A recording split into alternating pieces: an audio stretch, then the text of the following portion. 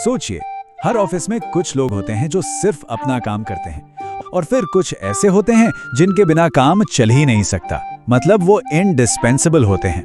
आज हम इसी पर बात करेंगे और ये सारी जानकारी सीधे हमारे सोर्स मटेरियल से ली गई है कि कोई ऐसा व्यक्ति कैसे बन सकता है। तो सवाल ये है कि एक अच्छे और एक सच में इंडिस्पेंसेबल कर्मचारी में आखिर फर्क क्या है। देखिए, ये सिर्फ ज्यादा घंटे काम करने की बात नहीं है, इसका जवाब एक मजबूत नींव बनाने में छुपा है और हम बताएंगे कि वो नींव आखिर है क्या। एक असाधारण प्रोफेशनल रेपुटेशन जो होती है वो असल में 3 मेन पिलर्स पर टिकी होती है। चलिए एक एक करके इन तीनों को समझते हैं। तो हमारा पहला पिलर है पॉलिश्ड प्रोफेशनलिज्म। अब इसका मतलब क्या है? सीधी सी बात है, वो सारी चीजें जो लोग सबसे पहले नोटिस करते हैं, कोई काम पर खुद को कैसे पेश करता है, ये सब फर्स्ट इंप्रेशन बनाने और उसे बनाए रखने के बारे में है। चलिए कुछ प्रैक्टिकल एग्जाम्पल्स देखते हैं। एक तरफ है वो आदतें जो भरोसा तोड़ती हैं, जैसे गॉसिप करना या मीटिंग में देर से आना, और दूसरी तरफ वो काम है जो एक पॉजिटिव टीम बनाते हैं, जैसे किसी की मदद करना, दूसरों का सम्मान करना। फर्क बिल्कुल साफ है ना?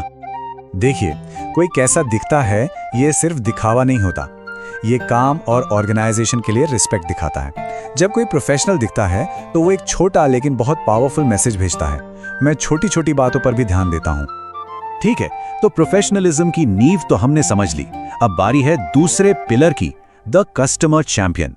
यहां हम उन स्किल्स को वहां लागू करते हैं जहां वो सबसे ज्यादा मायने रखती हैं, यानी ग्राहकों के साथ बातचीत में। कभी मोमेंट ऑफ ट्रूथ के बारे में सोचा है?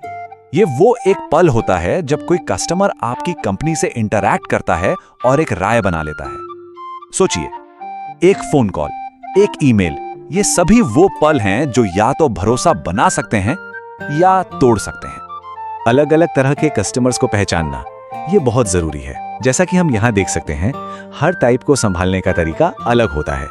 एक बातूनी ग्राहक को मुद्दे पर वापस लाने से लेकर एक रूड कस्टमर के साथ शांत रहने तक अपनी प्रतिक्रिया को बदलना ही की है। इस 5 स्टेप प्रोसेस को फॉलो करके एक बुरे एक्सपीरियंस को भी अच्छे में बदला जा सकता है। ये सिर्फ प्रॉब्लम सॉल्व करने के बारे में नहीं है, बल्कि रिश्ते को सुधारने और ये दिखाने के बारे में है कि ऑर्गेनाइजेशन सच में परवाह करती है। और अब आते हैं हमारे आखिरी पिलर पर, अनशेकेबल वर्क एथिक। ये किसी का इनर कंपस है जो उसके कामों को गाइड करता है, खासकर तब जब कोई देख नहीं रहा हो। सच कहूं तो यही रेपुटेशन की असली नींव है। वर्क एथिक्स का मतलब सिर्फ कड़ी मेहनत करना नहीं होता, ये उससे कहीं ज्यादा है। इसका मतलब है अपने काम के लिए एक पर्सनल रिस्पॉन्सिबिलिटी महसूस करना। ये जो भी काम किया जा रहा है उसमें अकाउंटेबिलिटी और गर्व की एक गहरी भावना रखने के बारे में है। तो एक मजबूत वर्क एथिक असल में दिखता कैसा है? इसे हम 3 मेन पार्ट्स में बांट सकते हैं। इंटरपर्सनल स्किल्स जो किसी को एक अच्छा टीम प्लेयर बनाते हैं, इनिशिएटिव जो उसे सबसे आगे रखता है, और डिपेंडेबिलिटी जो उसे टीम का सबसे भरोसेमंद सदस्य बनाती है। ये कोट सीधे हमारे सोर्स मटेरियल से है और ये एक बहुत पावरफुल बात बताता है। कई एम्प्लॉयर्स टेक्निकल स्किल से ज्यादा कैरेक्टर को वैल्यू देते हैं। अच्छा कम्युनिकेशन, पॉजिटिव एटीट्यूड और डिपेंडेबिलिटी, ये वो गुण हैं जो सच में किसी को भीड़ से अलग करते हैं। तो चलिए इन सबको एक साथ लाते हैं। ये जो 3 पिलर्स हमने देखे, ये कोई अलग अलग स्किल्स नहीं है, बल्कि एक पावरफुल यूनिफाइड सिस्टम है। एक ऐसा सिस्टम जो किसी भी करियर की आधारशिला बन सकता है। सारी बात आकर इसी पर टिकती है, प्रोफेशनलिज्म, कस्टमर फोकस और वर्क एथिक।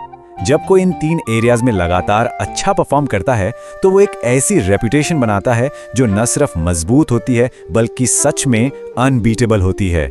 यही है सफलता का फॉर्मूला। तो अब सवाल ये है, इन तीनों में से सबसे पहले किस पिलर को मजबूत किया जाएगा? जरा सोचिए। इस पर विचार करना ही सेल्फ इंप्रूवमेंट की दिशा में पहला कदम है।